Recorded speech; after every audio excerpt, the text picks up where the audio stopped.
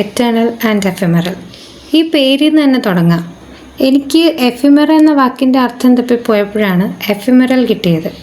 ഈ എഫിമെറ എന്ന് പറഞ്ഞാൽ ജേണലൊക്കെ ചെയ്യുന്നവർക്കറിയാം. ഈ ജേണലിന് വേണ്ടി നമ്മൾ കളക്ട് ചെയ്ത് അതിനകത്ത് ഒട്ടിച്ചൊക്കെ വയ്ക്കുന്ന നമ്മുടെ ആ ജേണൽ സപ്ലൈസ് ഒക്കെ ഇല്ലേ, അതിനെ നമ്മൾ എഫിമെറ എന്ന് പറയും. എനിക്ക് പുതിയ വാക്കുകൾ കിട്ടിയാൽ അതിനെപ്പറ്റി കൂടുതലറിയാൻ ഒത്തിരി ഇഷ്ടമാണ്. ഞാനിങ്ങനെ അതിനെപ്പറ്റി അന്വേഷിക്കും. അങ്ങനെ എനിക്ക് എഫിമെറൽ കിട്ടി. സിംപ്ലി പറഞ്ഞാൽ എഫിമെറ ഒരു നൗണും എഫിമെറൽ ഒരു അഡ്ജക്റ്റീവുമാണ്, അത്ര തന്നെ. എഫിമെറൽ എന്ന് പറഞ്ഞാൽ വേറൊന്നുമില്ല, അതായത് ഈ ഷോർട്ട് ലീവ്ഡ് ആയിട്ടുള്ള ഫ്ലീറ്റിംഗ് ആയിട്ടുള്ള കാര്യങ്ങൾ, കുറേ നാളത്തേക്ക് നിലനിൽക്കാത്ത പെട്ടെന്ന് നശിച്ചു പോകുന്ന കാര്യങ്ങളൊക്കെയാണ് നമ്മൾ എഫിമെറൽ എന്ന് പറയുന്നത്. പിന്നെ എനിക്ക് എറ്റേണൽ ആൻഡ് എഫിമെറൽ എന്ന ഫ്രേസ് കിട്ടി. ഇതെന്താ ഇപ്പോൾ ഗ്രാമർ ക്ലാസ് പോലെ നൗൺ ആഡ്ജക്റ്റീവ് ഫ്രേസ് എന്നൊക്കെ.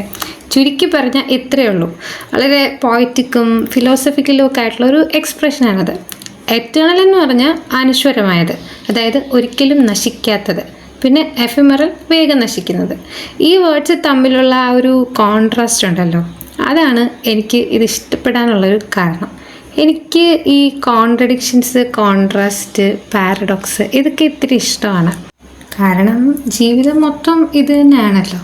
ആളുകളും കാര്യങ്ങളും എല്ലാത്തിലും ഒരു കോൺട്രാസ്റ്റ് ഉണ്ട്, എല്ലാവരിലും ഒരു കോൺട്രഡിക്ഷനും ഉണ്ട്.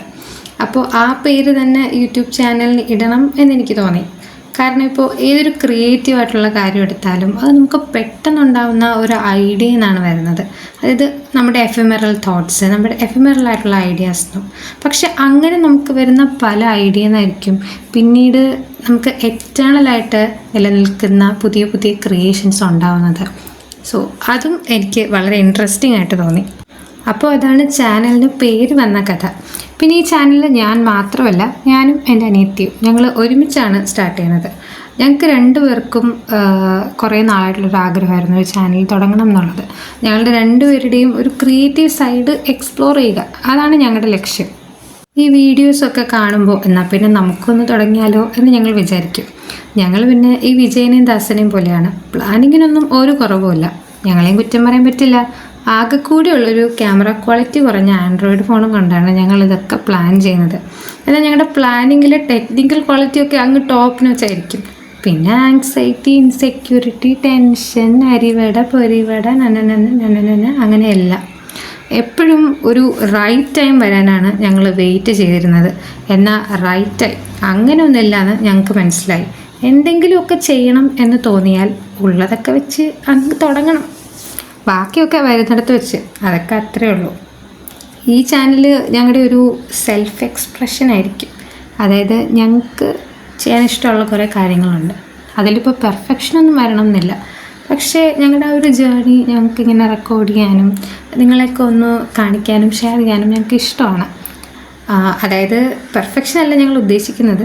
ഞങ്ങൾ ചെയ്യുന്ന കാര്യങ്ങളിലൊക്കെ അതിൻ്റേതായിട്ടുള്ള കുറവുകൾ കാണും. കുറേയൊക്കെ ഞങ്ങളുടെ അറിവില്ലായ്മ കൊണ്ട് സംഭവിക്കുന്നതും കുറച്ചൊക്കെ ഞങ്ങൾ അറിഞ്ഞുകൊണ്ട് സാഹചര്യം കാരണം കോംപ്രമൈസ് ചെയ്യുന്ന കാര്യങ്ങളുമായിരിക്കും.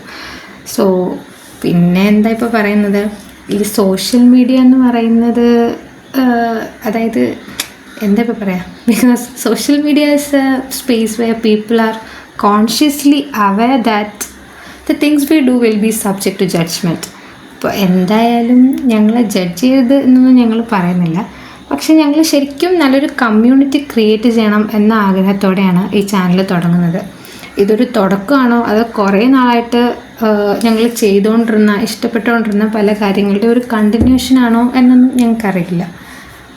പക്ഷേ ഞങ്ങൾ ചെയ്യുന്ന കാര്യങ്ങളൊക്കെ ഒരു 100% മറ്റുള്ളവർക്ക് ഒരു ദോഷവും വരാത്തതായിരിക്കണം എന്ന് ഞങ്ങൾക്ക് നിർബന്ധമുണ്ട്.